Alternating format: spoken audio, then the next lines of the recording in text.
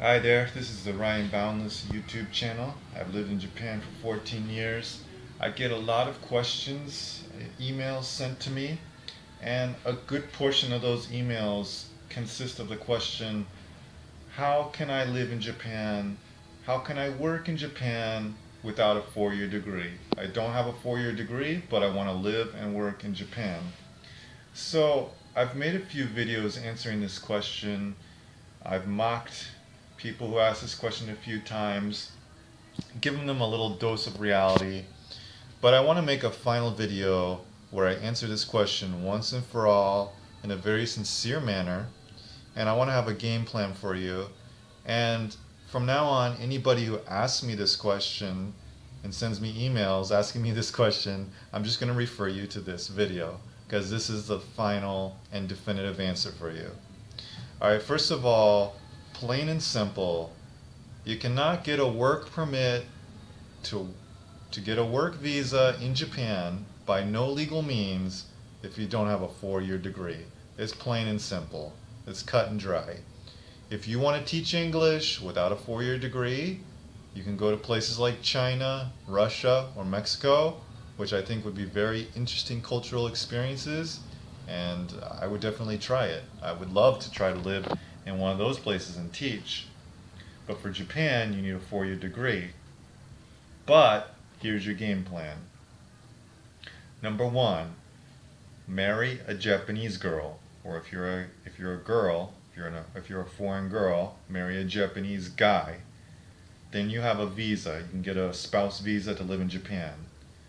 And then you can work at any company that will hire you. You don't need a work visa because you have a spouse visa. But I wouldn't recommend getting married in order to live and find a job in Japan. But having a Japanese partner should give you some kind of sense of what Japan is like and if it's really the kind of place you want to live in. Because you might have this fantasy in your mind that Japan is this super magical place where all your problems go away and everything's great and it's happy land, and having a Japanese partner might kind of settle things a little, might help divide between the fantasy and the reality. It's a good leg into Japanese society, is having a Japanese girlfriend, boyfriend, or husband or wife. But that's not the main part of my advice, and I don't recommend getting married just so that you can live and work in Japan. My game plan for you is to do this. First, if you're really serious about Japan, it's going to take some effort and some work. There's no magical answer. I can't give you a magical solution where you can just snap your fingers and be in Japan working and living. There's no fast or easy way. You're going to have to work for it one way or the other. And this is my game plan for you if you're willing to work for it. And my advice is for free. And here it is. What you need to do is save up about $30,000. And this is going to get you through your first year. Why do you need $30,000? This is the plan. You're going to get a student visa. And you're going to be a student at a Japanese language school. I recommend this because most likely people who are asking this question can't speak Japanese, haven't studied Japanese. It's very difficult. It's very hard to function in Japan by yourself with no help from Japanese people without being able to speak Japanese. It's nearly impossible. Okay? But you will find Japanese people here in Japan who want to help you so that they can practice their English. Anyways, I'm getting off track. My point is that this is the way you're going to get to Japan so you can live and work in Japan without a 4-year degree. Alright, the plan is you're going to go to a Japanese language school. So what you're going to do is out of that $30,000, you're going to, about $10,000 of that, and I haven't researched the price for Japanese language schools, but you're going to be a full-time student, and they're not cheap. $10,000 may be a little high, but I'm just, I'm giving some cushion there.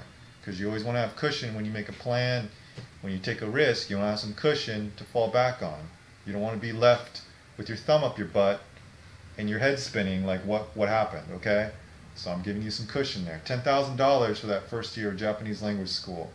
What you do is you pay for your tuition while you're still overseas, you're still in America, in Canada, wherever you're from. You pay your tuition, and boom, they set you up with the visa. They give you the paperwork, and then you go to the embassy. I don't know the exact procedures, but this is generally how it works. They give you the paperwork, you go to the embassy, in your Japanese embassy in your country, in your area, you get your student visa, boom, fly to Japan, okay? Now you've got that $10,000 set aside for your tuition. So it depends, like if you pay for 6 months of tuition, they'll give you a 6 months visa. If you pay for a whole year, they'll give you a year-long student visa, and maybe even longer visas, like 3 or 4 years. I'm not sure about that, but at least 6 months, a year, that's good. Okay, you've got $10,000 set aside for your education, and you've got $20,000 left over for your living expenses for 1 year. Okay? The reason you're doing this plan is that so you can live in Japan and experience Japan and really see if this is something you want, because you know, you might get to Japan and you won't even like it. In fact, after the first 3 months, it just might be so overwhelming that you want to go back.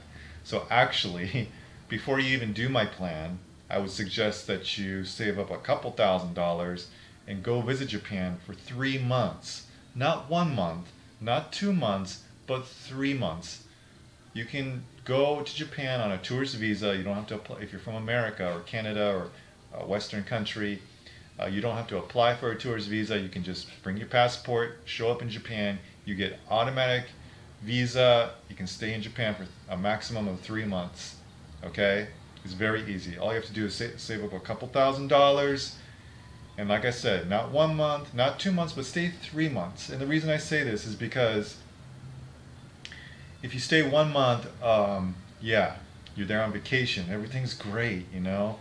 Oh, I love Japan. People are so nice. I love eating Japanese food. It's so cool here. It's so awesome here. 1 month, still in the fantasy world, okay? Still, you know, jerking off to Japan every day. Okay, 2 months goes by. Still loving Japan. Not tired of Japan. 3 months goes by. Oh, shit, man. Fucking eating soba every day. Riding these goddamn crowded trains. Man. People coming up to me wanting to practice English with me all the time, and I'm just trying to learn Japanese. Ah, God, this apartment is so cramped and small. What the hell did I get myself into? Okay, so 3 months. Stay in Japan for 3 months. If you are still gung-ho about Japan after being there for 3 months, then you're going to put my plan in action. So let's get back to my plan. Now you have $20,000 left over after you've paid your tuition. This is for your living expenses. And this also is a low-end estimate with cushion. Currently, I live in Japan, and I spend about $1,300 US a month for everything, for all my living expenses. But if you've seen my other videos, I live in a pretty economical apartment. It's very small. I don't have a car, for example. I don't eat out a lot. I shop for all my food. I've lived in Japan for 14 years, so I know how to keep costs to a minimum. I live a very frugal lifestyle. I'm $1,300 a month, and I'm assuming that you probably don't have a lot of money. So, yeah, giving yourself a budget with a cushion of $1,500 a month, you know, that would be $18,000 for 12 months, and I just rounded it up to 20,000 more cushion. Okay. Now, once you're in Japan, and you've got your student visa, you've got all your living expenses, you don't have to worry about money or anything. You're living in Japan as a student now. Now, if you really want to work as an English teacher, what I would recommend is, before even coming to Japan, is to go through a TESOL course, or one of these courses that gives you a certificate to teach English as a second language. Get that just as a backup, just to have something on your resume, just to help you stand out a little bit from everybody else. Now, keep this in mind. You cannot just have a teaching certificate and not have a 4-year degree and get a work visa in Japan. You cannot do that, okay? This only works if you have your student visa, you're in Japan already, legally, okay? Now you have your teaching English as a second language certificate, And if you really want to teach English, you can go out and start looking for jobs, okay? Because you already have a visa to live in Japan. You don't need a work visa to teach English in Japan, okay?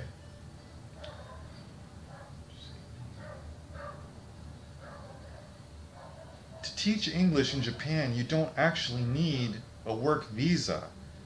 The reason you need a visa is to live in Japan. So that's why I gave you this alternate option, which is to get a student visa. But to actually teach English, you don't need a visa, okay? And you don't need a 4-year degree. I've met lots of people in my 14 years working in Japan as an English teacher. I've met lots of people without degrees. Most of them were guys who were married to Japanese women, so they had the spouse visa. They didn't have the 4-year degree. And, you know, they were good teachers. You don't need a 4-year college degree to teach English. You have to understand, you know, English from an academic point of view, which is why the certificate to teach English as a second language helps. But my point is that now you're a student in Japan. You got on your resume that you're a student, you're studying Japanese. Okay, this guy looks legit. He has a reason to be here. He's working hard. He has his certificate to teach English as a second language. There is a big demand in Japan for English teachers, for native speaking English teachers. It shouldn't be hard to find a job once you're here in Japan on your student visa. You've got your certificate to teach English. It shouldn't be hard to find a job. I've never been without a job in Japan for more than 2 weeks. So basically that's the plan in a nutshell. You've got your $10,000 for your tuition to go to a Japanese language school, and then you've got $20,000 of living expenses for the year. And that's going to set you up in a really good, happy, very functional situation where you can enjoy life in Japan. I mean, it's not fun working in Japan, I'll be honest with you. You know, you're existing, you're surviving, you're struggling, you know. There's always worrying about money and crap and taxes and savings, and you know what life is like. I don't have to tell you about that. If you go there as a student, think about how fun every day is going to be, learning new stuff, being stimulated by new knowledge, being in an environment with other foreigners, learning Japanese. It's going to be fun. It's going to be a lot of fun. I was once a student in Japan. It's the top of the world, man. You're going to have a good time. Why come to Japan and be stressed out about working and all that when you can do it this way? So my point is that if you don't have a 4-year degree and you're really, really serious about this, and you're not just one of these people that has this crazy fantasy that Japan is some, you know, happy manga world or anime world where there's no problems and everything goes your way and everybody wants to be your friend. If you can separate yourself from that person and be realistic and kind of listen to what some people who live in Japan, who have the freaking courage to speak about it in a negative way and not be afraid of losing subscribers and all that stuff. If you listen to some of them, what it's really like living here, and you're ready to accept the reality that it's not always going to be a happy kind of fantasy land, then have the balls and the courage to follow your dreams and accept that you're going to have to work a little bit for it.